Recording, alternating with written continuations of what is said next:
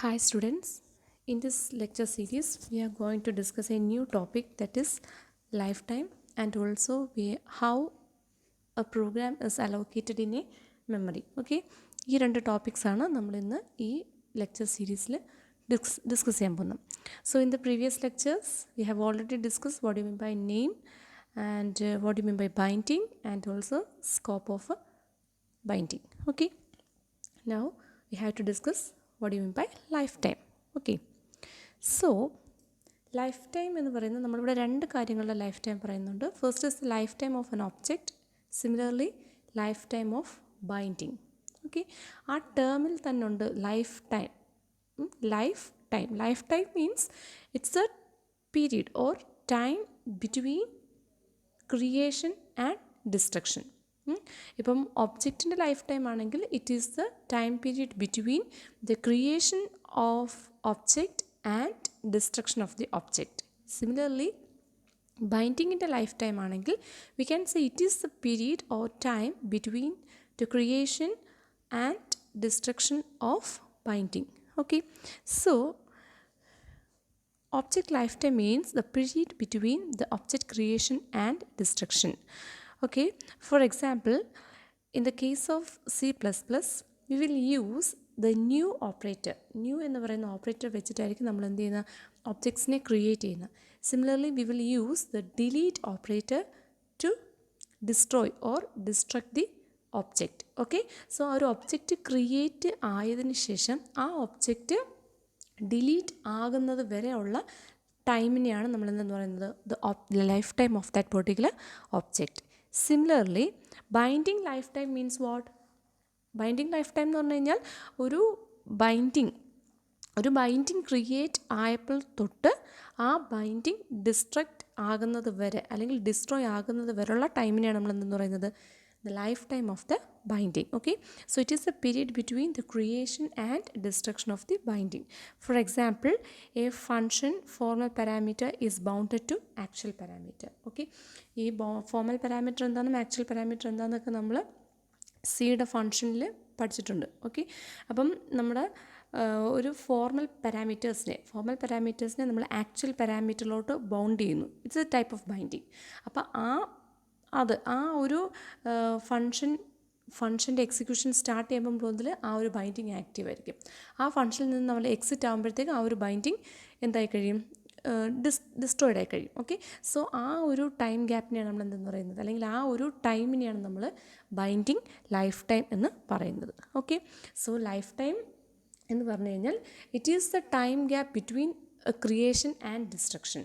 Lifetime of an object means it's a time between the creation and destruction of an object. Similarly, binding the lifetime means what?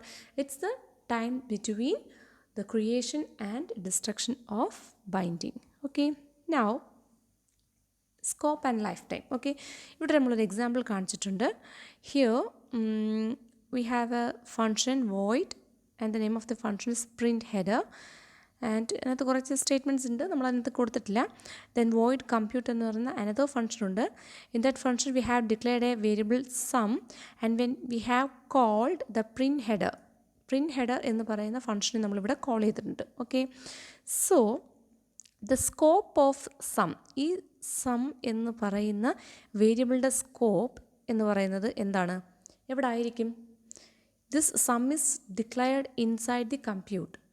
ഈ sum എന്ന് പറയുന്നത് compute എന്ന് പറയുന്ന ഫംഗ്ഷനകത്താണ് declare ചെയ്യുന്നത്. So ഇതിൻ്റെ scope എന്ന് പറയുന്നത് it is inside this particular function. ഈ ഫംഗ്ഷനകത്താണ് ഇതിൻ്റെ scope. But life time of sum എന്ന് പറയുന്നത് അത് എങ്ങോട്ടും കൂടി എക്സ്റ്റെൻഡ് ചെയ്യും. It is extended over the time during which the print header execute. Okay, കാരണം ഈ സം ഡിക്ലെയർ ചെയ്തിരിക്കുന്ന ഫംഗ്ഷനകത്താണ് നമ്മൾ എന്ത് ചെയ്തിരിക്കുന്നത്? പ്രിൻറ്റ് ഹെഡർ എന്ന് പറഞ്ഞ ഫംഗ്ഷൻ കോൾ ചെയ്തിരിക്കുന്നത്. ഓക്കെ, സോ ഈ പ്രിൻറ്റ് ഹെഡർ എന്ന് പറയുന്ന ഫംഗ്ഷൻ്റെ ഡെഫിനിഷനിലോട്ട് എന്ത് എക്സ്റ്റെൻഡ് ആവും? ഈ സമ്മിൻ്റെ ലൈഫ് ടൈം എക്സ്റ്റെൻഡ് ആവും. Okay, so that is the main difference between scope and life time. Here the scope of sum എന്ന് പറയുന്നത് it is inside this function, this compute function, whereas the lifetime of sum is extended to print header function also. Okay, so this is the main difference between the scope and lifetime. Okay, so by definition, scope of sum is contained within the compute. Scope എന്ന് പറയുന്നത് ഇതിനകത്ത് നിൽക്കും. Whereas the lifetime of sum extend over the during which print header execute. Print header execute എന്ന് ചെയ്യുന്ന സമയത്തും എന്ത് active ആയിരിക്കും? This some എന്ന് പറയുന്നത് ആക്റ്റീവ് ആയിരിക്കും. Okay, so whenever storage allocation sum is bounded, so whatever storage allocation sum is bounded to before the call to print header, that binding will continue during and after the execution of print header. Print header call ചെയ്യുന്നതിന് മുന്നേ ഏത് storage ആണോ സമ്മിന് കൊടുത്തത് ആ same സ്റ്റോറേജിൽ some continue ചെയ്യും even before and after the call of this particular print header function. Okay, so that is the difference between scope and lifetime. Okay, now നമ്മളൊരു ഒബ്ജക്റ്റിൻ്റെ life ടൈമിനെ കുറച്ചും കൂടെ ഡീപ്പ് ആയിട്ട് ഡിസ്കസ് ചെയ്യാൻ പോകുന്നു. ഓക്കെ, സോ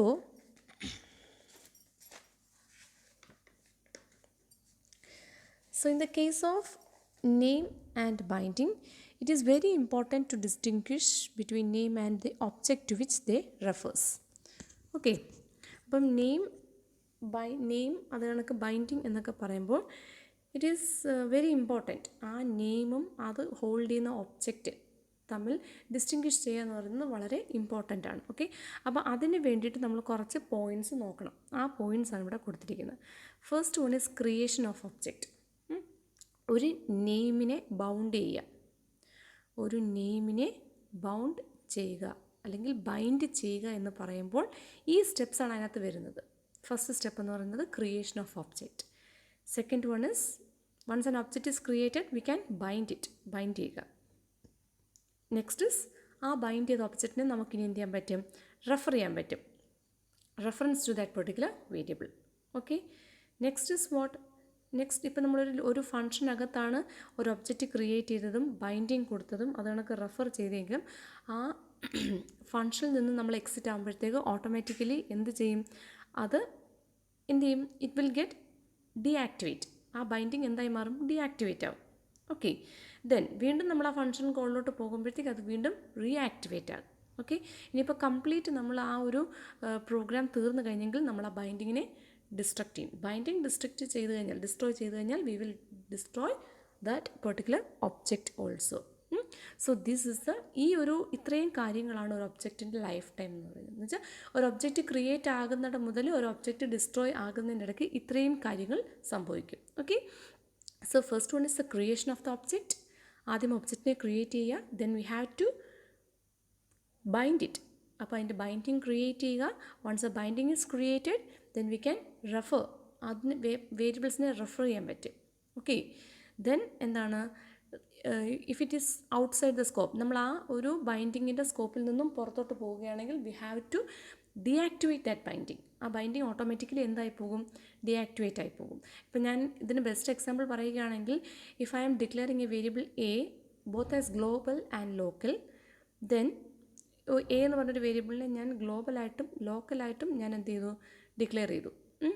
ലോക്കൽ എന്ന് പറയുമ്പോഴത്തേക്ക് ഞാനൊരു ഫംഗ്ഷനകത്ത് നിൽക്കുമ്പോൾ ആ ഫംഗ്ഷനിൽ നിന്നും ഞാൻ എക്സിറ്റ് ആകുമ്പോഴത്തേക്ക് ആ ബൈൻഡിങ് എന്താവും? ഡീആക്ടിവേറ്റ് ആവും. ഓക്കെ, വീണ്ടും ഞാൻ ആ ഫംഗ്ഷനകത്ത് കയറുമ്പോഴത്തേക്ക് ആ binding again it will get activated. Okay, so once ഈ ഒരു ബൈൻഡിങ്ങിൻ്റെ കാര്യം കഴിഞ്ഞു, മീൻസ് ആ ഫംഗ്ഷൻ കംപ്ലീറ്റ് ഞാൻ എക്സിക്യൂട്ട് ചെയ്ത് കഴിഞ്ഞ് എനിക്ക് ആവശ്യമില്ലെങ്കിൽ I will destruct that binding or I will destroy that binding. Okay, then once a binding is destroyed then I have to destroy that particular object also. Okay, so these are the key events that takes place between the creation and destruction of a particular object. Okay, now this is pictorially given. ഈ പറഞ്ഞ കാര്യങ്ങൾ pictorially represent ചെയ്തിരിക്കുകയാണ്. Okay, so when a program execution starts, it will create object. Okay, so when a program execution starts, first step is we have to create an object. Okay, then we have to create binding, then everything is over, then we can destruct the binding. So the time between this creation and destruction of binding is termed as binding lifetime. Once the binding is destructed, then we can destroy the particular object. So the lifetime between, or the time gap between the creation of an object and destruction of object is termed as object lifetime. Okay. Now we have to discuss, in this figure also we have given another 2 points, dangling reference and memory leakage. Okay, now we have to discuss what is that. Two common problems that occurs during memory allocation is, first one is the dangling reference and second one is the memory leak. Dangling reference means no object for a binding. നമ്മൾ ഒരു binding അവിടെ ചെയ്തു വെച്ചിട്ടുണ്ട്, പക്ഷേ ആ ബൈൻഡിങ്ങുമായിട്ട് relate ചെയ്ത് objects ഒന്നുമില്ലെങ്കിൽ അങ്ങനത്തെ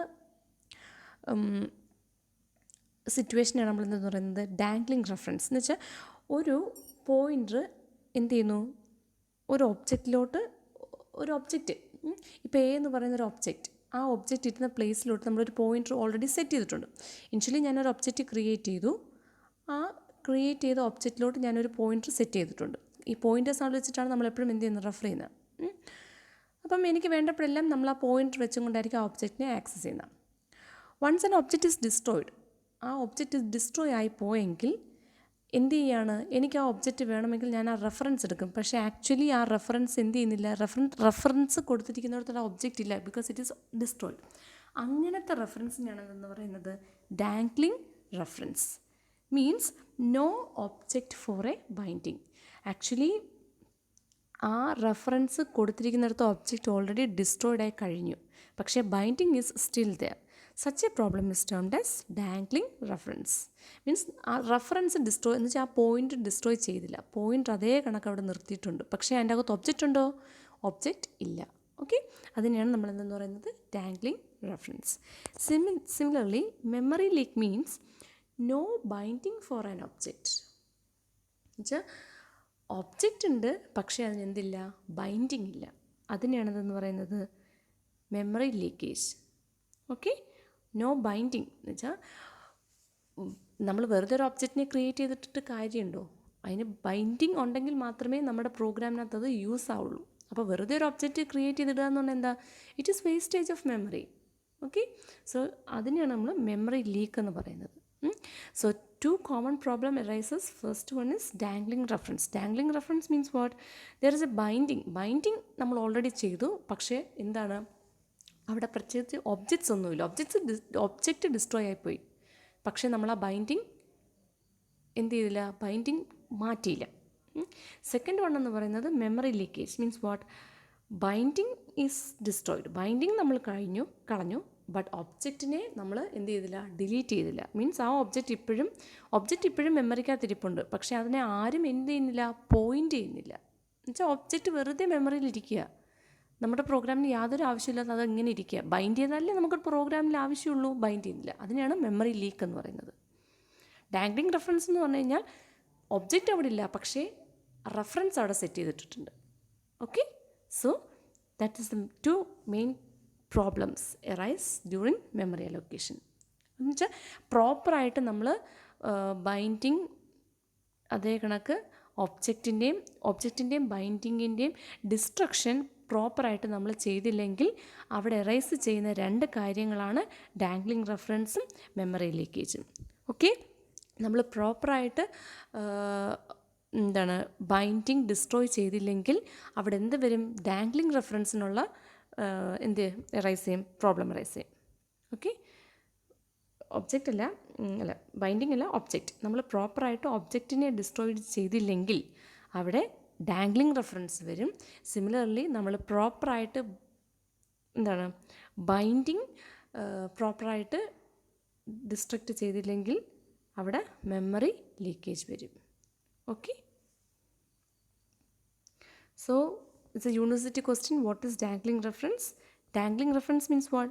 It is a reference to an object that has no longer exist. എന്നുവെച്ചാൽ ആക്ച്വലി ആദ്യം നമ്മൾ ഒരു ഒബ്ജക്റ്റ് ക്രിയേറ്റ് ചെയ്ത് ബൈൻഡിങ് കൊടുക്കുമ്പോഴത്തേക്ക് എന്താ ആക്ച്വലി ചെയ്യുന്ന, മെമ്മറിയിൽ ഒരു ലൊക്കേഷനിൽ നമ്മൾ ആ ഒബ്ജക്റ്റിന് സ്പേസ് കൊടുത്തിട്ട് ഒരു പോയിൻ്റർ സെറ്റ് ചെയ്യുകയാണ്. കുറച്ച് നേരം കഴിയുമ്പോഴത്തേക്ക് ഞാൻ ഒബ്ജക്റ്റ് റിമൂവ് ചെയ്തു, പക്ഷേ ബൈൻഡിങ് ഞാൻ റിമൂവ് ചെയ്തില്ല. അപ്പം ആക്ച്വലി പോയിൻ്ററോടെ പോയിൻ്റ് ചെയ്ത് കിടക്കുകയാണ്, പക്ഷേ ആ ലൊക്കേഷനകത്ത് എന്തില്ല, ഒബ്ജക്റ്റ് ഇല്ല.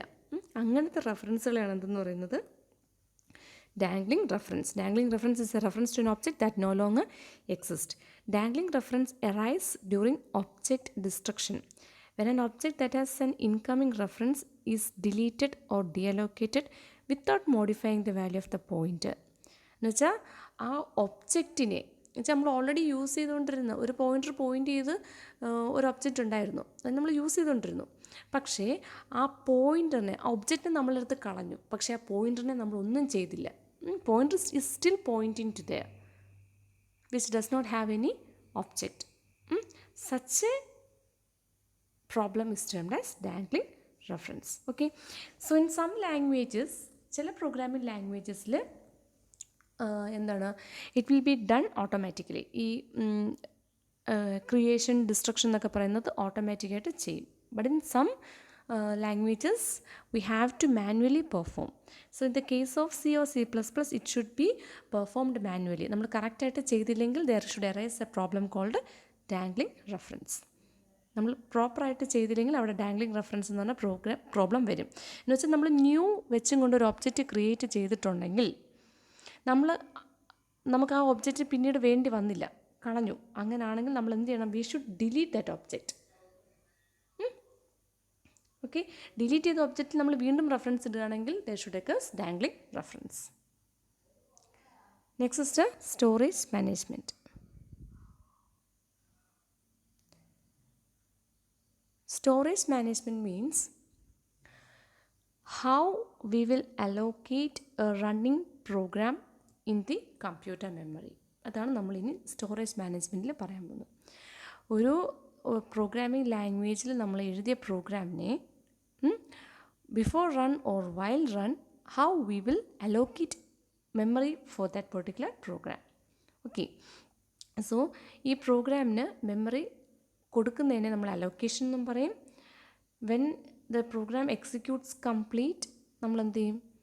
ആ അലോക്കേറ്റ് ചെയ്ത മെമ്മറി എല്ലാം നമ്മൾ എന്ത് ചെയ്യും? ഡിഅലോക്കേറ്റ് ചെയ്യും. ഓക്കെ, ഇനിഷ്യലി ഓപ്പറേറ്റിംഗ് സിസ്റ്റം എന്തുണ്ടാവും? ഓപ്പറേറ്റിംഗ് സിസ്റ്റത്തിൽ കുറേ ഓപ്പറേറ്റിംഗ് സിസ്റ്റമാണ് മെയിൻ മെമ്മറീനെയൊക്കെ എന്ത് ചെയ്യുന്നത്? ഡീൽ ചെയ്യുന്നത്. ഓക്കെ, ഇനിഷ്യലി കുറേ ഇങ്ങനെ സെൽസ് ആയിട്ടായിരിക്കും നമ്മൾ എന്ത് ചെയ്യുന്നത്? ഫ്രീ മെമ്മറീസിനെ അല്ലെങ്കിൽ അവൈലബിൾ സെൽസ് ആയിട്ടായിരിക്കും നമ്മളെപ്പോഴും മെമ്മറീസിനെ എന്ത് ചെയ്യുന്നത്? അലോക്കേറ്റ് ചെയ്യുന്നത്. Okay, so allocation means getting a cell from some pool of available cells.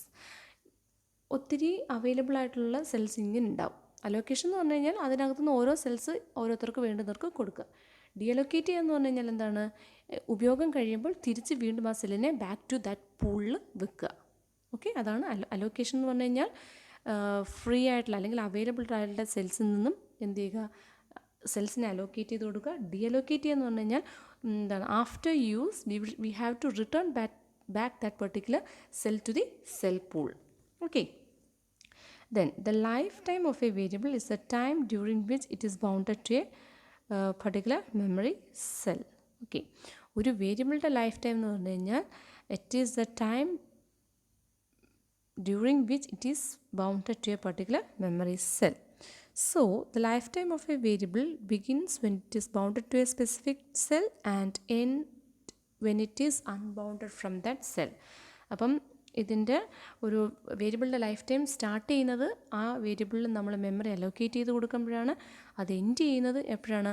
ആ മെമ്മറി നമ്മൾ തിരിച്ച് ഡിഅലോക്കേറ്റ് ചെയ്ത് കഴിയുമ്പോഴാണ്. Okay, so when a program is loaded into a memory, it is organized or it is arranged into 3 areas of memory. ഒരു program നമ്മൾ complete എഴുതി കഴിഞ്ഞു. Before execution we have to load into the memory, അല്ലേ? ഒരു program നമ്മൾ complete ചെയ്ത് കഴിഞ്ഞ് കഴിഞ്ഞാൽ നെക്സ്റ്റ് സ്റ്റെപ്പ് എന്താണ്? Compilation and execution. So before execution we have to load it to the memory. മെമ്മറിയിലോട്ട് ലോഡ് ചെയ്യണം. മെമ്മറിയിലോട്ട് ലോഡ് ചെയ്യുക എന്ന് പറഞ്ഞാൽ ചുമ്മാ എല്ലാം എടുത്ത് വെച്ച് ലോഡ് ചെയ്യില്ല. മെമ്മറിനെ നമ്മൾ 3 ഏരിയാസ് ആയിട്ട് ഡിവൈഡ് ചെയ്തിട്ടുണ്ട്. ഓക്കെ, ആ 3 ഏരിയാസിലോട്ടായിരിക്കും നമ്മൾ ഈ പ്രോഗ്രാമിനെ സ്പ്ലിറ്റ് ചെയ്തെടുത്ത് വെക്കുന്നത്. സോ ആ 3 ഏരിയാസ് എന്താണെന്ന് വെച്ച് കഴിഞ്ഞാൽ, first one is the text segment or code segment, next is the stack segment and next is the heap segment. നമ്മുടെ മെമ്മറി, അവൈലബിൾ മെമ്മറിനെ നമ്മളിങ്ങനെ 3 സെഗ്മെൻറ്റ്സ് ആയിട്ട് ഡിവൈഡ് ചെയ്തിട്ടുണ്ട്. First segment is text segment or code segment. Second one is stack segment, and third one is the heap segment. So once a program is ready to get executed, it will be loaded into memory. Okay, it will be loaded into memory means what? If it is loaded into any of the three, or each part of that particular program is loaded into any of the three segments. Okay, ഇനി എങ്ങനെയാണ് നമ്മൾ ആരെയൊക്കെ ഏതൊക്കെ സെഗ്മെൻറ്റിൽ വെക്കണം, ഒരു പ്രോഗ്രാമിനകത്തുള്ള ഓരോ സ്റ്റേറ്റ്മെൻറ്റ്സിനെയും ആരെയൊക്കെ ഏതൊക്കെ സെഗ്മെൻറ്റ്സിൽ വെക്കണമെന്നാണ് നെക്സ്റ്റ് നമ്മൾ പഠിക്കാൻ പോകുന്നത്. Okay, so segments in memory എന്ന് പറഞ്ഞു കഴിഞ്ഞാൽ ഏതാണ്? ഫസ്റ്റ് ടെക്സ്ച്വൽ അല്ലെങ്കിൽ code segment, then it is also termed as static കേട്ടോ. അതിനെയാണ് നമ്മൾ സ്റ്റാറ്റിക് സെഗ്മെൻറ്റ് എന്നും പറയുന്നത്. Next segment is stack segment, and last one is the heap segment. Okay, so all the global variables in a particular program will be stored in the stack അല്ലെങ്കിൽ static segment. നമ്മുടെ പ്രോഗ്രാമിനകത്തുള്ള complete global വേരിയബിൾസിൻ്റെ പ്രത്യേകത എന്താ? It should be kept permanent throughout the execution of a particular program. അതിന് change ഉണ്ടാവില്ല. അതെപ്പോഴും എന്തായിട്ടിരിക്കും? Permanent ആയിട്ട് തന്നെ ഇരിക്കും. സോ ഒരു പ്രോഗ്രാമിനകത്ത് ഉള്ള കംപ്ലീറ്റ് ഗ്ലോബൽ വേരിയബിൾസിനെയും നമ്മൾ സ്റ്റാറ്റിക് അലോക്കേഷനായിരിക്കും കൊടുക്കുന്നത്. ഓക്കെ, നെക്സ്റ്റ് നമ്മുടെ പ്രോഗ്രാമിനകത്തുള്ള ലോക്കൽ വേരിയബിൾസിനെ എല്ലാം നമ്മൾ എങ്ങോട്ടായിരിക്കും കൊടുക്കുന്നത്? സ്റ്റാക്കിലായിരിക്കും അലോക്കേറ്റ് ചെയ്യുന്നത്. ഓക്കെ, ദെൻ ഡൈനാമിക്കായിട്ട് സ്റ്റോർ ചെയ്യേണ്ട കാര്യങ്ങളെല്ലാം നമുക്ക് ഏത് അലോക്കേഷനായിരിക്കും കൊടുക്കുന്നത്, അല്ലെങ്കിൽ ഏത് സെഗ്മെൻറ്റിലോട്ടായിരിക്കും നമ്മൾ പ്ലേസ് ചെയ്യുന്നത്? ഹീപ്പ് സെഗ്മെൻറ്റിലോട്ടായിരിക്കും പ്ലേസ് ചെയ്യുന്നത്. ഓക്കെ, സോ ഇത് ഡീപ്പായിട്ട് നമുക്ക് പറയണം. ഇപ്പോൾ ജസ്റ്റ് ഒരു ബ്രീഫ് ഐഡിയ മാത്രം തരുന്നതേ ഉള്ളൂ. Okay, so the memory of a system is divided into 3 segments. First one is a static segment, then stack segment, and heap segment. Static segment means what? Here we will store all the global variables, അല്ലെങ്കിൽ നമ്മുടെ throughout the program permanently changes ഇല്ലാത്ത എല്ലാവരെയും, അല്ലെങ്കിൽ global വേരിയബിൾസിനെ നമ്മുടെ പ്രോഗ്രാമിനകത്ത് global variables എല്ലാം നമ്മൾ എവിടെയായിരിക്കും store ചെയ്യുന്നത്? സ്റ്റാറ്റിക് അലോക്കേഷനായിരിക്കും കൊടുക്കുന്നത്, അല്ലെങ്കിൽ ആ സെഗ്മെൻറ്റിലോട്ടായിരിക്കും കൊടുക്കുന്നത്. ഇനി ലോക്കൽ വേരിയബിൾസിനെല്ലാം നമ്മൾ ഏത് സെഗ്മെൻറ്റിലോട്ട് പ്രൊവൈഡ് ചെയ്യും? സ്റ്റാക്ക് സെഗ്മെൻറ്റിലോട്ട് പ്രൊവൈഡ് ചെയ്യും. ഓക്കെ, ഇനി ഡൈനാമിക്കലി ആണ് അലോക്കേറ്റ് ചെയ്യുന്നത്. മീൻസ് ഡ്യൂറിങ് റൺ ടൈം ഇങ്ങനെ കീപ്പ് ഓൺ ചേഞ്ചിങ് ആണെങ്കിൽ നമ്മൾ ആ ടൈപ്പിലുള്ള ആൾക്കാരെല്ലാം നമ്മൾ ഈ സെഗ്മെൻറ്റിലായിരിക്കും അലോക്കേറ്റ് ചെയ്യുന്നത്. Okay, so 3 principal storage allocation mechanism. These are the 3 principal storage allocation mechanism. First one is the static allocation, next is the stack allocation, then heap allocation. Static allocation is appropriate when the storage requirements are known at run compile time. എന്ന് വെച്ചാൽ ഒരു programme compile ചെയ്യുന്ന ടൈമിൽ തന്നെ നമുക്കതിൻ്റെ memory requirement അറിയാമെങ്കിൽ we go for static allocation. Okay, ഇനി compile ടൈമിൽ നമുക്കങ്ങനെ സ്റ്റോറേജ് റിക്വയർമെൻറ്റ് അറിയാൻ പറ്റുന്നില്ല എന്ന കേസിൽ we have to go for stack allocation. അവിടെ ഫോളോ ചെയ്യുന്നത് last in first out discipline ആയിരിക്കും. എന്ന് വെച്ചാൽ നമ്മുടെ അതുകൊണ്ടാണ് ദാറ്റ് ടേം സ്റ്റാക്ക് എന്ന് പറഞ്ഞാൽ എന്താണ്? LIFO, last in first out അല്ലേ. Okay, so if the memory requirement is not known at compile time, then we will go for stack allocation. Next is heap allocation. Heap allocation is appropriate whenever storage cells are allocated and deallocated dynamically ചെയ്യുകയാണെങ്കിൽ നമുക്ക് ഏത് ടൈപ്പിലോട്ട് പോകാം? Heap allocation. So these 3 are the various storage mechanisms or memory allocation mechanism. First one is the static allocation, next stack allocation, and heap allocation. Static allocation നമ്മൾ എപ്പോഴാണ് follow ചെയ്യുന്നത്? Static allocation is appropriate when the storage requirement are known at compile time. Stack means it is appropriate when the storage allocation is or requirement is not known at compile time, and it follows a LIFO discipline.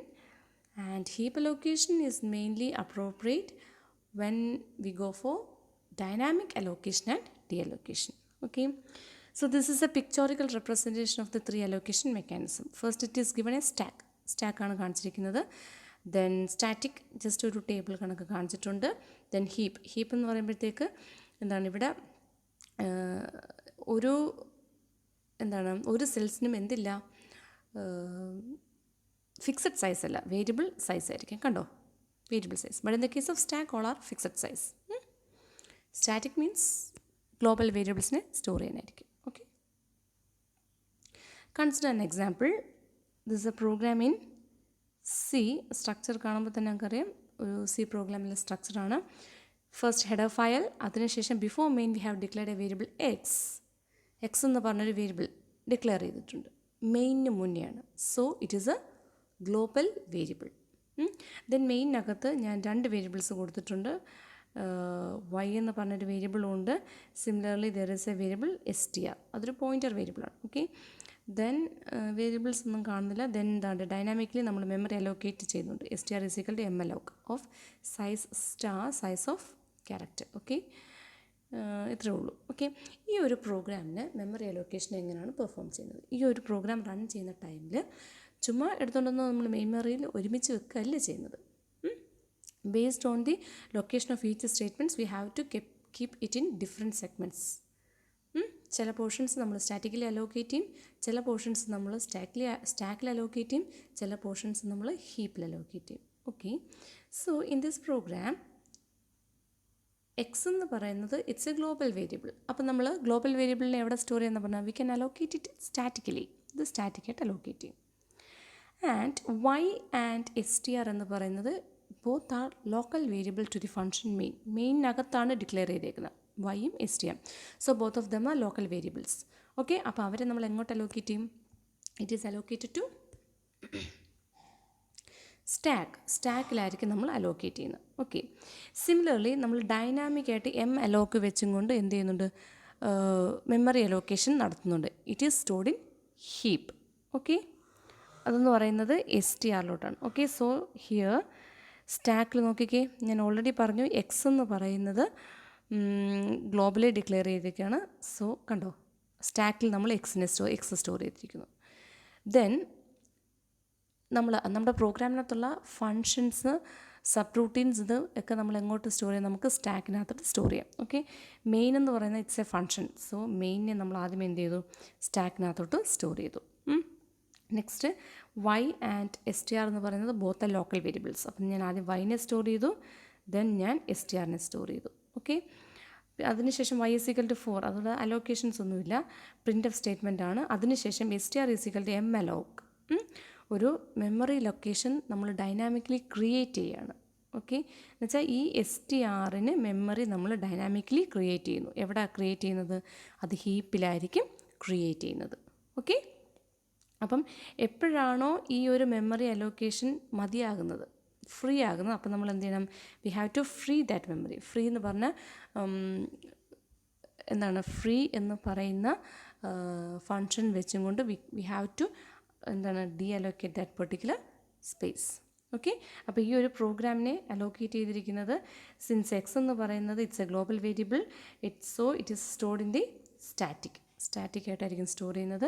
Then main എന്ന് പറഞ്ഞൊരു functions ഉണ്ട്. Functions, sub routines, ഇതിനെല്ലാം നമ്മൾ സ്റ്റാക്കിലായിരിക്കും allocate ചെയ്യുന്നത്. അപ്പോൾ മെയിനെ ഞാൻ ആദ്യമേ സ്റ്റോർ ചെയ്തു. Then another Y, it's a local variable, so it is stored in the stack. അതിനുശേഷം S T R is also another local variable, so it is stored in the stack. അതിനുശേഷം നമ്മളൊരു dynamic memory allocation using malloc function ചെയ്യുന്നുണ്ട്. അതിനെ ഞാൻ ഹീപ്പിലോട്ടാണ് കൊടുക്കുന്നത്. Okay, ഇങ്ങനെയായിരിക്കും നമ്മൾ ആ പ്രോഗ്രാമിനെ സ്റ്റോർ ചെയ്യുന്നത്. Okay, is it clear? Now we are going deep into each allocations. Okay, so first one is the static allocation. Static allocation, നമ്മൾ ഓൾറെഡി ഡെഫിനേഷൻ പറഞ്ഞാണ്. It is appropriate when the storage requirement is known at compile time. Compile ചെയ്യുന്ന ഒരു പ്രോഗ്രാമിനെ compile ചെയ്യുന്ന ടൈമിൽ തന്നെ ആ പ്രോഗ്രാമിൻ്റെ കംപ്ലീറ്റ് സ്റ്റോറേജ് റിക്വയർമെൻറ്റ് നമുക്കറിയാമെങ്കിൽ we can go for static allocation. സ്റ്റാറ്റിക്കായിട്ട് നമുക്ക് അലോക്കേറ്റ് ചെയ്യാം. ഓക്കെ, ഫോർ എക്സാമ്പിൾ, അപ്പോൾ സ്റ്റാറ്റിക്കലി നമ്മൾ അലോക്കേറ്റ് ചെയ്യുന്നത് എന്തൊക്കെയാണെന്ന് വെച്ചാൽ, ഒരു പ്രോഗ്രാം കോഡ് ഉണ്ടെങ്കിൽ നമുക്കതിനെ സ്റ്റാറ്റിക്കലി അലോക്കേറ്റ് ചെയ്യാം. ദെൻ ഗ്ലോബൽ വേരിയബിൾസ് ഉണ്ടെങ്കിൽ we can statically allocate. Then static and own variables ഉണ്ടെങ്കിൽ we can allocate statically. Explicit constants ഒക്കെ ഉണ്ടെങ്കിൽ നമുക്ക് സ്റ്റാറ്റിക്കായിട്ട് അലോക്കേറ്റ് ചെയ്യാം. Scalars may be stored in the instructions, അതുമൊക്കെ നമുക്ക് സ്റ്റാറ്റിക്കലി അലോക്കേറ്റ് ചെയ്യാം. മെയിൻലി നമ്മൾ നോക്കേണ്ടത് ഗ്ലോബൽ വേരിയബിൾസ്, എക്സ്പ്ലിസിറ്റ് കോൺസ്റ്റൻസ് എന്നുവെച്ചാൽ പെട്ടെന്ന് ചേഞ്ച് വരാത്ത എല്ലാവരെയും നമുക്ക് എന്ത് ചെയ്യാൻ പറ്റും? സ്റ്റാറ്റിക്കലി സ്റ്റോർ ചെയ്യാം. ഓക്കെ, ഇനി സ്റ്റാറ്റിക് അലോക്കേഷൻ മെക്കാനിസം ഫോളോ ചെയ്യുന്ന കുറച്ച് ലാംഗ്വേജസ് ആണ് ഇനി പറയുന്നത്. For example, code in languages without dynamic compilation. Dynamic compilation അല്ലാതെ വരുന്ന എല്ലാ പ്രോഗ്രാം കോഡ്സിനും നമുക്ക് എന്ത് ചെയ്യാൻ പറ്റും? സ്റ്റാറ്റിക്കലി സ്റ്റോർ ചെയ്യാം. ദെൻ ഫോർട്രാൻ എന്ന് പറയുന്ന പ്രോഗ്രാമിംഗ് ലാംഗ്വേജസിൽ ലോക്കൽ വേരിയബിൾ എന്ന് പറഞ്ഞ കൺസെപ്റ്റ് ഇല്ല. ഗ്ലോബൽ ഒരു വേരിയബിൾ ഡിക്ലെയർ ചെയ്താൽ അതെന്തായിരിക്കും? It should be global in nature. So Fortran ലാംഗ്വേജിലെ എല്ലാ വേരിയബിൾസിനും നമ്മൾ എങ്ങനെ ആയിരിക്കും? സ്റ്റാറ്റിക്കിലായിരിക്കും അലോക്കേറ്റ് ചെയ്യുന്നത്, സ്റ്റാറ്റിക്കായിട്ടായിരിക്കും കേട്ടോ. ഫോർട്രാൻ എന്ന് പറയുന്ന പ്രോഗ്രാമിംഗ് ലാംഗ്വേജിൽ ലോക്കൽ വേരിയബിൾ എന്ന് പറഞ്ഞിട്ട് കൺസെപ്റ്റ് ഇല്ല. നമ്മൾ ഏതൊരു വേരിയബിൾ ഡിക്ലെയർ ചെയ്താലും it is global in nature. So Fortran ലാംഗ്വേജസിലെ കംപ്ലീറ്റ് വേരിയബിൾസിനെ നമ്മൾ സ്റ്റാറ്റിക് ആയിട്ടായിരിക്കും അലോക്കേറ്റ് ചെയ്യുന്നത്. ദെൻ സിക്കകത്തൊക്കെയാണ് നമുക്കറിയാം, in the case of C, Ada and Algol languages there exist both local and global variables. അപ്പോൾ അവിടെ ഗ്ലോബൽ വേരിയബിൾ മാത്രം നമുക്ക് സ്റ്റാറ്റിക്കലി അലോക്കേറ്റ് ചെയ്യാം. Okay. Similarly constants in C, Ada and Algols, കോൺസ്റ്റൻസിനെയും എന്ന് വെച്ചാൽ കോൺസ്റ്റൻസിൻ്റെ വാല്യൂ ഒന്നും ഒരിക്കലും ചേഞ്ച് ചെയ്യത്തില്ല. So they can also be allocated statically. Okay. Next term that we have to study is activation record. Static അലോക്കേഷനായിട്ട് ബന്ധപ്പെട്ട് നമ്മൾ അടുത്ത പഠിക്കുന്ന ടേമാണ് activation record. Okay, so for each program unit such as ഒരു പ്രോഗ്രാമിനകത്ത് വരുന്ന കാര്യങ്ങളാണ് main memory, function or sub routine. There is A code segment and an activation record.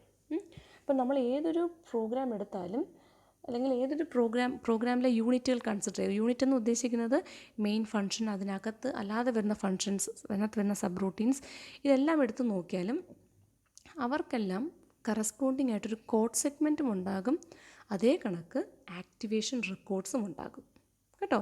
മെയിനും ഉണ്ടാകും, sub routines ഉണ്ടെങ്കിൽ അവർക്കും സെപ്പറേറ്റ് ആക്ടിവേഷൻ റെക്കോർഡ് ഉണ്ടാകും, ഫങ്ഷൻസ് ഉണ്ടെങ്കിൽ അവർക്കും separate ആയിട്ട് ആക്ടിവേഷൻ റെക്കോർഡ് ഉണ്ടാകും. Now we have to study what is the use of this activation record and why we use activation record. Okay, so for a particular program, എന്താണ്, for each unit of a program, each unit എന്ന് ഞാൻ ഉദ്ദേശിക്കുന്നത് ആ പ്രോഗ്രാമിലെ main function, other sub functions, അതാണ് subroutines, ഇതിനെയൊക്കെയാണ് ഞാൻ program unit എന്ന് ഉദ്ദേശിക്കുന്നത്. All these unit have their own code segment, code സെഗ്മെൻറ്റും ഉണ്ടാകും, അതേ കണക്ക് ആക്ടിവേഷൻ റെക്കോർഡ്സും ഉണ്ടാകും. So the activation records keep track of values as a program executes. ആ പ്രോഗ്രാം എക്സിക്യൂട്ട് ചെയ്യുന്ന അനുസരിച്ച് കംപ്ലീറ്റ് ചേഞ്ചസ് നമ്മൾ വരുത്തുന്ന ഏരിയ ആണ് എന്തെന്ന് പറയുന്നത് ആക്ടിവേഷൻ റെക്കോർഡ്. ഇപ്പോൾ ഒരു പ്രോഗ്രാം എക്സിക്യൂട്ട് ചെയ്യുന്ന സമയത്ത് ഫങ്ഷൻ എക്സിക്യൂട്ട് ചെയ്യുമ്പോൾ ഫങ്ഷനകത്ത് വരുന്ന വേരിയബിൾസിനകത്ത് എന്തൊക്കെ ചേഞ്ചസ് വരുന്നു അതെല്ലാം നമ്മൾ ആക്ടിവേഷൻ റെക്കോർഡിൽ ചെയ്യും. മെയിൻ എക്സിക്യൂട്ട് ചെയ്യുമ്പോൾ എന്തൊക്കെ ചേഞ്ചസ് ആണ് അതിൻ്റെ ലോക്കൽ വേരിയബിൾസ് ഒക്കെ വരുന്നത്, അതെല്ലാം നമ്മൾ മെയിൻ്റെ ആക്ടിവേഷൻ റെക്കോർഡിൽ റെക്കോർഡ് ചെയ്യും. സബ് റൂട്ടീൻ എക്സിക്യൂട്ട് ചെയ്യുമ്പോൾ എന്തൊക്കെ ചേഞ്ചസ് ആണ് അവിടെ വരുന്നത് അതെല്ലാം നമ്മൾ സബ് റൂട്ടീൻ്റെ ആക്ടിവേഷൻ റെക്കോർഡിൽ കീപ്പ് ചെയ്യും. So activation record keep track of value as A program execute.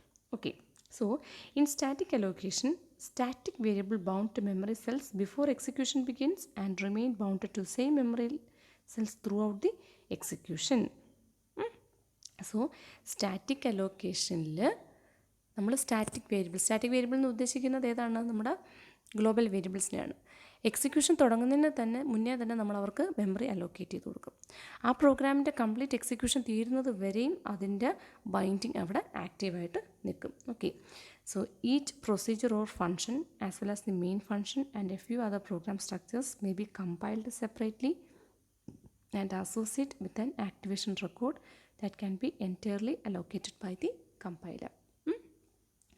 അപ്പം നമ്മുടെ പ്രോഗ്രാമിനകത്തുള്ള മെയിൻ ഫങ്ഷൻ ആയാലും അല്ല സാധാ ഫങ്ഷൻസ് ആയാലും പിന്നെ കുറച്ച് പ്രോഗ്രാം സ്ട്രക്ചേഴ്സിന് ഇവർക്കെല്ലാം നമ്മൾ എന്ത് ചെയ്യും, ഇവരെല്ലാം നമ്മൾ സെപ്പറേറ്റ് ആയിട്ടായിരിക്കും കമ്പൈൽ ചെയ്യുന്നത്. സിമിലർലി ഈ സ്ട്രക്ചേഴ്സ് അല്ലെങ്കിൽ ഈ പ്രോഗ്രാം കോഡ്സിനെല്ലാം യൂണിറ്റിനെല്ലാം നമ്മൾ എന്ത് കൊടുക്കും? സെപ്പറേറ്റ് ആക്ടിവേഷൻ റെക്കോർഡും ആരായിരിക്കും കൊടുക്കുന്നത്? കമ്പൈലറായിരിക്കും പ്രൊവൈഡ് ചെയ്യുന്നത്. Okay, so what is the purpose of activation record എന്താണെന്ന് മനസ്സിലായെന്ന് ഞാൻ കരുതുന്നു. Now static allocation of subroutines. So ഈ കാണിച്ചിരിക്കുന്നതാണ് this is an activation record. ഇതിനെയാണ് ആക്ടിവേഷൻ റെക്കോർഡ് എന്ന് പറയുന്നത്. Okay, consider my program contains 3 subroutines. എൻ്റെ പ്രോഗ്രാമിനകത്ത് 3 സബ് റൂട്ടീൻസ് ഉണ്ടെന്ന് കൺസിഡർ ചെയ്യുക. ഓക്കെ, സോ 3 സബ് റൂട്ടീൻസിനായിട്ട് ഞാൻ 3 ആക്ടിവേഷൻ റെക്കോർഡ് കീപ്പ് ചെയ്യും. This is activation record 1, This is 2 and this is 3. Okay. So what are the entries of activation record? അതാണ് ഞാൻ അടുത്ത് നോക്കാൻ പോകുന്നത്. എൻട്രീസ് എന്ന് പറഞ്ഞു കഴിഞ്ഞാൽ ആർഗ്യുമെൻറ്റ്സ് ആൻഡ് റിട്ടേൺ. ഫസ്റ്റ് ആ ഒരു സബ്റൂട്ടീനായിട്ട് ബന്ധപ്പെട്ടുള്ള ആർഗ്യുമെൻറ്റ്സ്. ദെൻ റിട്ടേൺ അഡ്രസ് എന്ന് വെച്ചാൽ ഈ സബ്റൂട്ടീൻ എക്സിക്യൂട്ട് ചെയ്തതിന് ശേഷം നമ്മൾ തിരിച്ചു പോകേണ്ട address. Then miscellaneous bookkeeping. Miscellaneous bookkeeping എന്ന് പറഞ്ഞാൽ നമ്മുടെ ആ ഒരു സബ്റൂട്ടീനായിട്ട് ബന്ധപ്പെട്ട മിസ്സലേനിയസ് എന്താണ് datas. Okay. Local variables. Local variables means what? Local variable എന്ന് പറഞ്ഞാൽ എന്താണ്? which is local to that particular subroutines. Okay. Then temporaries എന്ന് പറയുമ്പോൾ these are usually intermediate values produced in a complex calculations. Temporary എന്ന് പറഞ്ഞു കഴിഞ്ഞാൽ എന്താണ്, നമ്മൾ ഒരു സബ്റൂട്ടീൻ എക്സിക്യൂട്ട് ചെയ്യുന്നതിനിടയ്ക്ക് എനിക്ക് കുറച്ച് ഇൻ്റർമീഡിയറ്റ് വാല്യൂസ് സ്റ്റോർ ചെയ്യണം. എന്നുവെച്ചാൽ ആ സബ്റൂട്ടീൻ എക്സിക്യൂട്ട് ചെയ്യുന്നതിനിടയ്ക്ക് തന്നെ കുറച്ച് വാല്യൂസ് എനിക്ക് സ്റ്റോർ ചെയ്യണം. എന്നുവെച്ചാൽ ഔട്ട്പുട്ട് ഓഫ് ദറ്റ് സബ്റൂട്ടീൻ അല്ലാതെ ഇൻ്റർമീഡിയറ്റ് വാല്യൂസ് അത് സ്റ്റോർ ചെയ്യാൻ വേണ്ടിയാണ് നമ്മൾ ഈ ടെമ്പററീസ് യൂസ് ചെയ്യുന്നത്. Okay.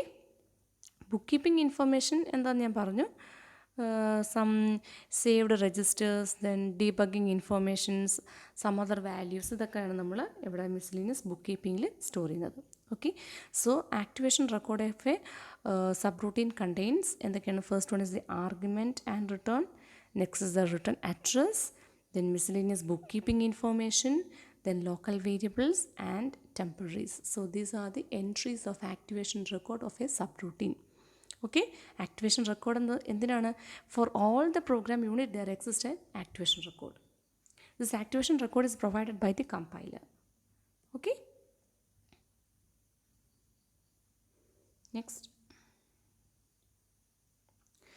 Next we have to discuss stack based allocation. സ്റ്റാറ്റിക്കിൽ എന്താണെന്ന് പറഞ്ഞു കഴിഞ്ഞു. Now we have to discuss stack based allocation.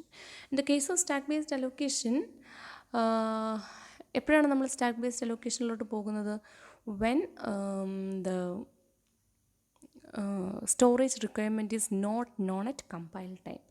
നമ്മൾ പ്രോഗ്രാം കമ്പൈൽ ചെയ്യുന്ന ടൈമിൽ നമുക്ക് അറിയില്ല, അതിൻ്റെ സ്റ്റോറേജ് റിക്വയർമെൻറ്റ് അറിയില്ലെങ്കിൽ we have to go for stack allocation. Okay. Stack-based allocation is normally used in C, C++, Ada, Algol and Pascal for local variables in a procedure and for procedure call informations. Okay. So in some languages such as C, C++, Ada, Algol and Pascal, ഇവരെല്ലാവരും stack based allocations ആയിരിക്കും use ചെയ്യുന്നത്. അപ്പം ഈ programming ലാംഗ്വേജസിലെല്ലാം local വേരിയബിൾസിനെ അതേ കണക്ക് പ്രൊസീജിയേഴ്സിൻ്റെ call ഇൻഫർമേഷൻസിനെ എല്ലാം നമ്മൾ എവിടെ ആയിരിക്കും സ്റ്റോർ ചെയ്യുന്നത്? സ്റ്റാക്കിലായിരിക്കും സ്റ്റോർ ചെയ്യുന്നത്. Okay. It allows for recursive procedures and also allocate data only when the procedure or function has been called. നമുക്ക് റിക്കേഴ്സീവ് കോൾ ഇതിനകത്ത് പറ്റും, സ്റ്റാക്കിൽ പറ്റും. അതേ കണക്ക് എപ്പോഴായിരിക്കും മെമ്മറി അലോക്കേഷൻ പെർഫോം ചെയ്യുന്നത്? ഒരു ഫങ്ഷൻ എപ്പോഴാണോ കോൾ ചെയ്യുന്നത് അന്നേരമായിരിക്കും നമ്മൾ അതിനെ സ്റ്റാക്കിലോട്ട് കൊണ്ടുവന്ന് വെക്കുന്നത്. അല്ലാതെ മുൻകൂട്ടി നമ്മൾ ആരെയും കൊണ്ടുവന്ന് സ്റ്റാക്കിൽ പ്ലേസ് ചെയ്യില്ല. ഓക്കെ. എപ്പോഴാണോ ഒരു ഫങ്ഷനെ കോൾ ചെയ്യുന്നത് അന്നേരം അവർക്ക് നമ്മൾ സ്റ്റാക്ക് അലോക്കേഷൻ കൊടുക്കും. ആ ഫങ്ഷൻ്റെ എക്സിക്യൂഷൻ കഴിയുമ്പോൾ ഓട്ടോമാറ്റിക്കലി നമ്മൾ ആ ഫങ്ഷനെ എന്ത് ചെയ്യും? സ്റ്റാക്കിൽ നിന്നും പോപ്പ് ഔട്ട് ചെയ്യുകയും ചെയ്യും. Okay. So for example local വേരിയബിൾസിനെ procedure in C, C++, Ada, Algol and Pascal ഇവരെല്ലാം നമ്മൾ സ്റ്റാക്കിലായിരിക്കും അലോക്കേറ്റ് ചെയ്യുന്നത്. Okay. Stack dynamic variables are allocated from the runtime stack. Parameters and local variables are stored in the stack frames. Okay. ഇനി stack based അലോക്കേഷനിൽ what are the contents of a stack? മറ്റേതിനകത്ത് contents തന്നെയാണ് ഇതിനകത്ത് വരുന്ന കുറച്ച് മാറ്റങ്ങൾ മാത്രമേ ഉള്ളൂ. ഓക്കെ. ഇതിനകത്തും ആർഗ്യുമെൻറ്റ്സ് ആൻഡ് റിട്ടേൺ ഉണ്ടാകും, ലോക്കൽ വേരിയബിൾസ് ഉണ്ടാകും, ടെമ്പററീസ് ഉണ്ടാകും, ബുക്ക് കീപ്പിംഗ് റിട്ടേൺ അഡ്രസ് ഉണ്ടാകും, reference to the calling frame ഉണ്ടാകും, ഡീബഗ്ഗിങ് ഇൻഫർമേഷൻസ് ഉണ്ടാകും. ഇത്രയും കാര്യങ്ങളായിരിക്കും. എന്ന് വെച്ചാൽ നമ്മൾ സ്റ്റാക്ക് ബേസ്ഡിൽ നമ്മൾ ആക്ടിവേഷൻ റെക്കോർഡിൽ എന്തൊക്കെ കാര്യങ്ങളുണ്ടോ പറഞ്ഞത് ആ കാര്യങ്ങളൊക്കെ ഇവിടെ സ്റ്റാറ്റിക്കിൽ ആക്ടിവേഷൻ റെക്കോർഡിൽ എന്തൊക്കെ കാര്യങ്ങളുണ്ടെന്ന് പറഞ്ഞു ആ കാര്യങ്ങളൊക്കെ സ്റ്റാക്കിലും ഉണ്ട്. ഓക്കെ. സ്റ്റാക്കിനകത്തുള്ള ആക്ടിവേഷൻ റെക്കോർഡിലും ഉണ്ട്. So Java uses a stack for allocating frame for each method invocation.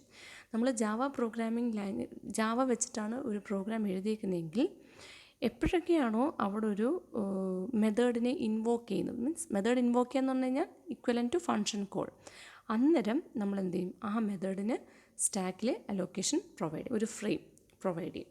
Okay, സ്റ്റാക്കിനെ നമ്മൾ പല ഫ്രെയിംസ് ആയിട്ടായിരിക്കും ഡിവൈഡ് ചെയ്തിരിക്കുന്നത്. എന്നിട്ട് നമ്മൾ എന്ത് ചെയ്യും, parameters and local variables are stored in the frame, stack frame.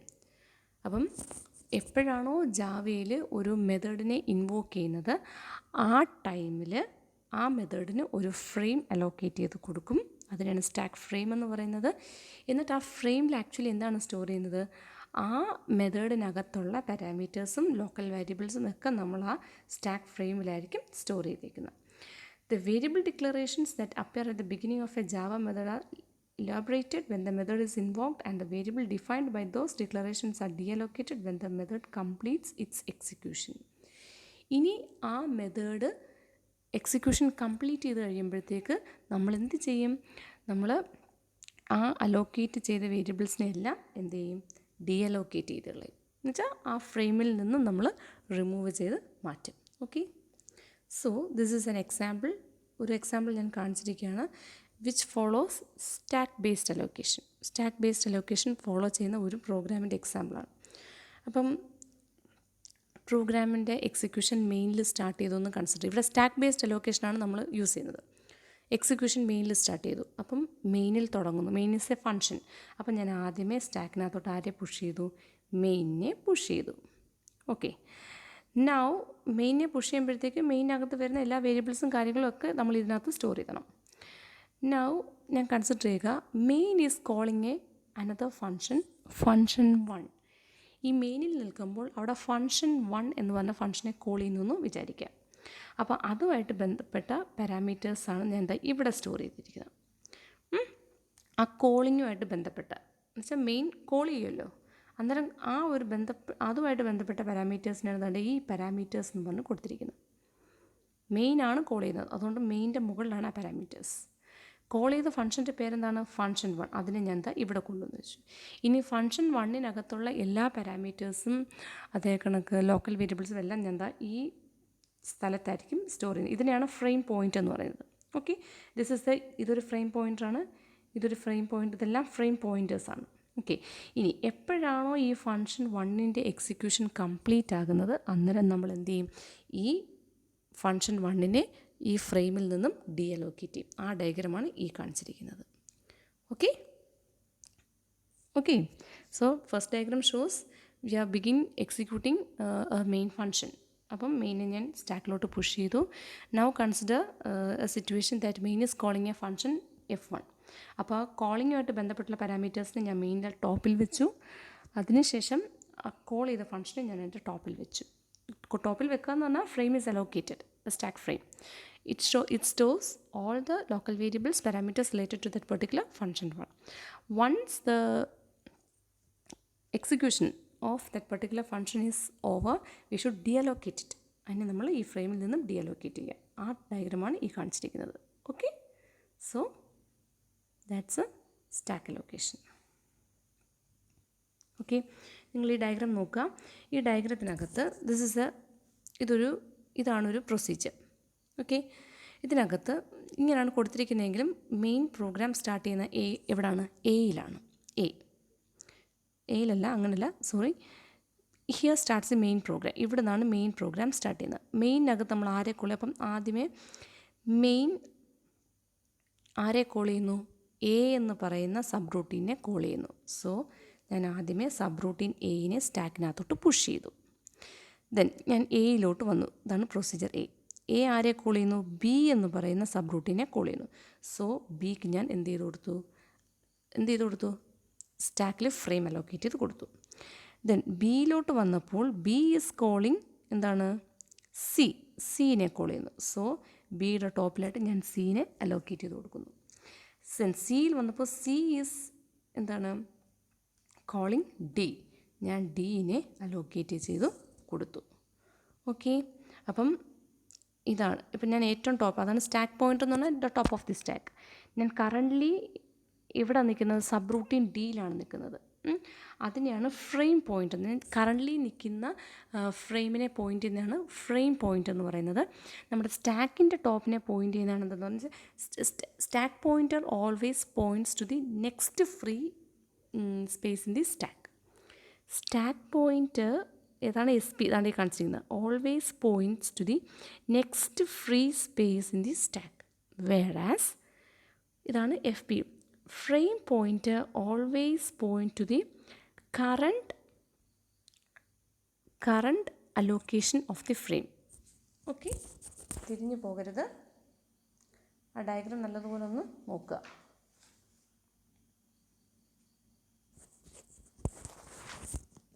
Okay ആണോ? ഫ്രെയിം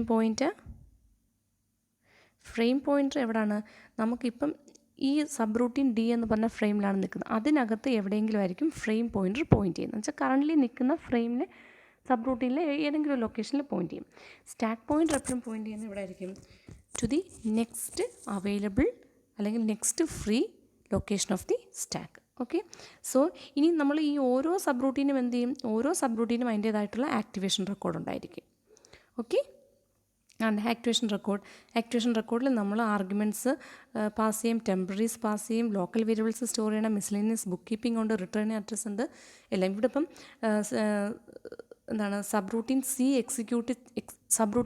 ആണ് എക്സിക്യൂട്ട് ചെയ്യുന്നത് എന്നാണ് കാണിച്ചിരിക്കുന്നത്. അതുകൊണ്ടാണ് അതിന് മാത്രം ആക്ടിവേഷൻ റെക്കോർഡ് കൊടുത്തിരിക്കുന്നത്. ആരാണോ കറൻ്റ്ലി എക്സിക്യൂട്ട് ചെയ്യുന്നത് അവർക്കുള്ള ആക്ടിവേഷൻ റെക്കോർഡ് പ്രൊവൈഡ് ചെയ്യും. ഓക്കെ, സോ ഇത് നമ്മൾ ഓൾറെഡി പറഞ്ഞു കഴിഞ്ഞു. What is A frame point and what is A stack point. It is very important. Okay, frame point എന്ന് പറഞ്ഞാൽ A register point to the non location within the current stack frame. Stack point എന്ന് പറഞ്ഞാൽ point to the first unused location on the stack. Okay, next advantages of using stack point എന്ന് പറഞ്ഞു കഴിഞ്ഞാൽ എന്താണ്? Datas എല്ലാം automatically push ചെയ്ത് എന്നുവെച്ചാൽ നമ്മളൊരു ഫംഗ്ഷൻ കോൾ ചെയ്യുന്ന സമയത്ത് തന്നെ all the datas needed for that particular function will be pushed automatically. Then എപ്പോഴാണോ when we complete the execution of that particular functions, then in the automatically popping of all that particular data will also take place. So that is advantage. Disadvantage means what? We have to perform this allocation and deallocation continuously. എപ്പോഴൊക്കെ function call വരുന്നു അന്നേരമെല്ലാം we have to perform this allocation and deallocation. So that is a disadvantage. Okay, then in the case of another limitation, now we had to discuss what is the limitation of stack-based memory. So each process is allocated. ഓരോ പ്രോസസ്സിനും എന്താണ് ഇവിടെ stack ആയതുകൊണ്ട് എല്ലാവർക്കും fixed space ആയിരിക്കും കൊടുക്കുന്നത്. Okay, all the program will be allocated a fixed space. മിക്കവാറും എന്താണ് main മെമ്മറിയിലെ space എന്ന് പറയുന്നത് വളരെ ലിമിറ്റഡ് ആണ്. അപ്പം ഓരോ പ്രോഗ്രാമിനും അലോക്കേറ്റ് ചെയ്ത് കൊടുക്കാൻ പറ്റുന്ന space is very small. So ഒരു പ്രോഗ്രാമിന് അല്ലെങ്കിൽ ഒരു ഫംഗ്ഷൻ എക്സിക്യൂട്ട് ചെയ്യാൻ വേണ്ടുന്ന അത്രയും സ്പേസ് ചിലപ്പം അലോക്കേറ്റ് ചെയ്ത് കൊടുക്കാൻ പറ്റിയെന്ന് വരില്ല. അങ്ങനെയാണെങ്കിൽ അവിടെ എന്ത് ചെയ്യില്ല, ആ പെർട്ടിക്കുലർ പ്രോസസ്സ് റൺ ആവില്ല, അവിടെ ക്രാഷാണ് നടക്കുന്നത്. ഓക്കെ,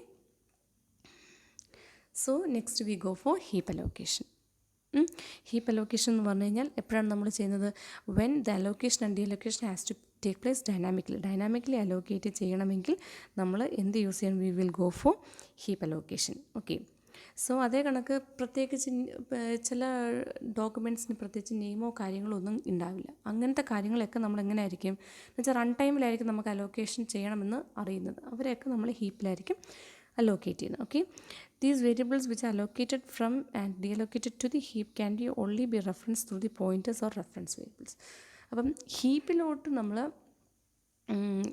എലമെൻറ്റ്സിനെ പ്ലേസ് ചെയ്യുമ്പോഴും അവിടുന്ന് ആഫ്റ്റർ ദ യൂസ് നമ്മൾ ഡീഅലോക്കേറ്റ് ചെയ്യുമ്പോഴും നമ്മൾ പോയിൻറ്റേഴ്സ് ആയിരിക്കും നമ്മൾ സെറ്റ് ചെയ്യുന്നത്.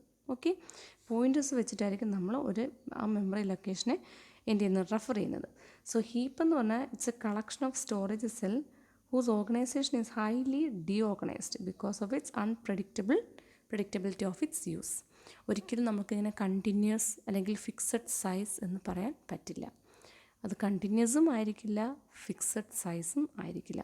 അങ്ങനത്തെ ഒരു അലോക്കേഷനെയാണ് നമ്മൾ എന്ന് പറയുന്നത് ഹീപ്പ് അലോക്കേഷൻ എന്ന് പറയുന്നത്. ഓക്കെ, സോ ഹിയർ ഇതൊരു ഡൈനാമിക് അലോക്കേഷനാണ്. എന്ന് വെച്ചാൽ നമ്മൾ എന്താണ് ഇവിടെ ഒരു പോയിൻ്റർ സെറ്റ് ചെയ്തിട്ടാണ് എന്ത് ചെയ്തിരിക്കുന്നത്? ആ ഒരു ഇപ്പം int node is equal to new int എന്നുവെച്ചാൽ എന്താണ്, ഇവിടെ ഇൻറ്റ് എന്ന് പറഞ്ഞ പുതിയൊരു ഒബ്ജക്റ്റ് ക്രിയേറ്റ് ചെയ്തിരിക്കുകയാണ്. ആ ഒബ്ജക്റ്റിനെ എങ്ങനെയാണ് പോയിൻ്റ് ചെയ്തേക്കുന്നത്, ഇൻറ്റ് നോഡ് എന്ന് പറഞ്ഞിട്ടാണ് പോയിൻ്റ് ചെയ്തിരിക്കുന്നത്. അപ്പോൾ അതിൻ്റെ യൂസ് കഴിയുമ്പോഴത്തേക്ക് വി ഷുഡ് ഡിലീറ്റ് ഇൻറ്റ് നോഡ് എന്ന് പറഞ്ഞ് കൊടുക്കണം, എന്നല്ലേ ഡീഅലോക്കേറ്റ് ആവത്തുള്ളൂ. Then in the case of heap based storage allocation, memory allocation means it's a process of assigning block of memory on request വരുമ്പോൾ മാത്രം എന്ത് ചെയ്യും, മെമ്മറി അലോക്കേറ്റ് ചെയ്യും. The allocator receives memory from the operating system in a small number of large block size that it must divide up to satisfy the request for smaller blocks. Any returned block must also be available for reuse. When an allocation demand is made, the program searches the heap for a free block at least the requested size. Okay, അപ്പോൾ ഇവിടെ പറഞ്ഞിരിക്കുന്നതെന്ന് വെച്ചാൽ actually നമ്മുടെ memory എന്ന് പറയുന്നത് large ബ്ലോക്കുകളായിട്ടായിരിക്കും ഉണ്ടാകുന്നത്. Large block of small number of സൈസിലായിരിക്കും നമ്മുടെ മെമ്മറി നമ്മൾ വലിയ ബ്ലോക്കായിട്ട് ഡിവൈഡ് ചെയ്തേക്കും. വലിയ ബ്ലോക്ക് ആകുമ്പോഴത്തേക്ക് അതിൻ്റെ കൗണ്ട് എന്ന് പറയുന്നത് കുറവായിരിക്കും. ഓക്കെ, അപ്പോൾ ഒരു റിക്വസ്റ്റ് വരുമ്പോഴത്തേക്ക് നമ്മൾ എന്ത് ചെയ്യും, അതിനകത്തുനിന്നൊരു ബ്ലോക്ക് അലോക്കേറ്റ് ചെയ്ത് കൊടുക്കും. എന്നിട്ട് കംപ്ലീറ്റ് എക്സിക്യൂഷൻ പെർഫോം ചെയ്യും. അതിനുശേഷം എന്ത് ചെയ്യും, യൂസ് കഴിയുമ്പോഴത്തേക്ക് അതിനെ നമ്മൾ തിരിച്ച് ഡീഅലോക്കേറ്റ് ചെയ്ത് തിരിച്ചങ്ങ് കൊടുക്കും. നമുക്ക് അതിനെ വീണ്ടും റീയൂസ് ചെയ്യാൻ പറ്റും. ഓക്കെ, അപ്പം എങ്ങനെ അലോക്കേഷൻ പെർഫോം ചെയ്യുന്നതെന്ന് വെച്ചാൽ, ഒരു റിക്വസ്റ്റ് വരുന്നു, അപ്പോൾ ഫ്രീ ആയിട്ടുള്ള ബ്ലോക്കുകളെല്ലാം ഇങ്ങനെ ഇരിപ്പുണ്ട്. ഒരു റിക്വസ്റ്റ് വരുമ്പം ചുമ്മാ ആരെങ്കിലും എടുത്ത് നമ്മൾ കൊടുക്കുകയല്ല ചെയ്യുന്നത്. നമ്മൾ ആ ഒരു റിക്വസ്റ്റിന് ആപ്റ്റ് ആകുന്ന ബ്ലോക്ക് ആരാന്ന് വെച്ചാൽ അയാളെ ആയിരിക്കും നമ്മൾ അലോക്കേറ്റ് ചെയ്ത് കൊടുക്കുന്നത്. ഓക്കെ, ഇനി ഹീപ്പ് ബേസ്ഡ് അലോക്കേഷനകത്ത് വരുന്ന മെയിൻ 2 പ്രോബ്ലംസ് ആണ് internal fragmentation and external fragmentation. ഈ കാര്യങ്ങളെല്ലാം നിങ്ങൾ ഓപ്പറേറ്റിംഗ് സിസ്റ്റത്തിൽ പഠിച്ചിട്ടുണ്ട്. ഓക്കെ, ഇൻറ്റേർണൽ ഫ്രാഗ്മെൻറ്റേഷൻ എന്ന് പറഞ്ഞു കഴിഞ്ഞാൽ, ഇപ്പം നമ്മളൊരു 100 KB സൈസ് എന്ന് ഒരു റിക്വസ്റ്റ് വന്നു, 100 KB സൈസിന് റിക്വസ്റ്റ് വന്നു. അപ്പം ഞാൻ ലൊക്കേഷനൊക്കെ നോക്കിയപ്പോൾ ഒരു 150 KB ബ്ലോക്ക് അവിടെ ഫ്രീ ആയിട്ടിരിക്കുന്നു. അപ്പോൾ ഞാൻ എന്ത് ചെയ്തു, ഈ 100ന് ആ 150 KB കൊടുത്തു കഴിഞ്ഞു. 150 KB മെമ്മറി ബ്ലോക്ക് കൊടുത്താലും ആകെ 100 മതി. ബാലൻസ് 50 എന്താകുകയാണ്, ആ ബ്ലോക്കിനകത്ത് വേസ്റ്റായി കിടക്കുകയാണ്. നമുക്കതിനെ യൂട്ടിലൈസ് ചെയ്യാൻ പറ്റില്ല. അതിനെയാണതെന്ന് പറയുന്നത് internal fragmentation. When a process is allocated more memory than required, few spaces left unused, and this is called internal fragmentation. Okay, ഈ ടൈപ്പ് ഓഫ് ഇൻറ്റേർണൽ ഫ്രാഗ്മെൻറ്റേഷൻ ഒക്കെ ചെയ്യുന്നതെന്ന് പറഞ്ഞു കഴിഞ്ഞാൽ, ഫിക്സഡ് ആയിട്ടാണ് നമ്മൾ മെമ്മറീനെ പാർട്ടീഷൻ ചെയ്യുന്നതെങ്കിൽ ആ ടൈമിലാണ് ഇൻറ്റേർണൽ ഫ്രാഗ്മെൻറ്റേഷൻ ഒക്കർ ചെയ്യുന്നത്. അത് നമുക്ക് എങ്ങനെ ഓവർകം ചെയ്യാം, മെമ്മറീനെ ഫിക്സഡ് ആയിട്ട് പാർട്ടീഷൻ ചെയ്യാതെ, ഫിക്സഡ് സൈസിൽ പാർട്ടീഷൻ ചെയ്യാതെ ഡൈനാമിക്കായിട്ട് നമ്മൾ എന്ത് ചെയ്യുക, പാർട്ടീഷൻ ചെയ്യുക. ഓക്കെ, നെക്സ്റ്റ് എക്സ്റ്റേർണൽ ഫ്രാഗ്മെൻറ്റേഷൻ എപ്പോഴാണ് ഒക്കർ ചെയ്യുന്നത്? External fragmentation occurs when the block has been assign to active object are scattered throughout the heap. മനസ്സിലായോ? എന്നുവെച്ചാൽ നമ്മൾ സ്കാറ്റർ ചെയ്ത് കിടക്കുന്നിടത്താണ് നമ്മൾ എന്ത് ചെയ്യുന്നത്, മെമ്മറി അലോക്കേറ്റ് ചെയ്ത് കൊടുക്കുന്നതെങ്കിൽ അവിടെ വരുന്നതാണ് എന്ത്, external fragmentation. It occurs when memory is divided into, എന്ന് വെച്ചാൽ ഫിക്സഡ് പാർട്ടീഷനാണ് നമ്മൾ ചെയ്യുന്നതെങ്കിൽ there occurs internal fragmentation. Variable partition ആണ് നമ്മൾ യൂസ് ചെയ്യുന്നതെങ്കിൽ അവിടെ വരുന്നതാണ് എന്ത്, ഇൻറ്റേർണൽ ഫ്രാഗ്മെൻറ്റേഷൻ. ഓക്കെ, അപ്പം നമ്മൾ ആക്ച്വലി ചെയ്യുന്നതെന്ന് വെച്ചാൽ എന്താണ്, many small non continuous block of unused space are formed which can serve A new request.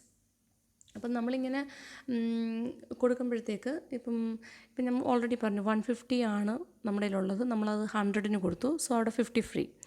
Again ഒരു 250ക്കുള്ള റിക്വസ്റ്റ് വന്നു, പക്ഷേ ഞാൻ 300 കൊടുത്തു. അപ്പോൾ അവിടെ എഗെയിൻ 50 ഫ്രീ. അങ്ങനെ പലയിടത്തായിട്ട് ഇങ്ങനെ കുറച്ച് അൺയൂസ്ഡ് സ്പേസ് എന്തായിട്ട് വരും, ഫ്രീ ആയിട്ട് വരും. അതൊരിക്കലും നമുക്ക് യൂട്ടിലൈസ് ചെയ്യാൻ പറ്റില്ല. ഇപ്പോൾ 75ൻ്റെ ഒരു റിക്വസ്റ്റ് വന്നു. 75ൻ്റെ ഒരു റിക്വസ്റ്റ് വന്നു കഴിഞ്ഞാൽ 50 ഒരു സ്പേസിൽ ഇരിപ്പുണ്ട്, അനദർ 15 ഫ്രീ ആയിട്ടൊരു സ്പേസിൽ, എന്ന് വെച്ചാൽ 100 ഫ്രീ ആയിട്ട് ടോട്ടലി ഉണ്ട്.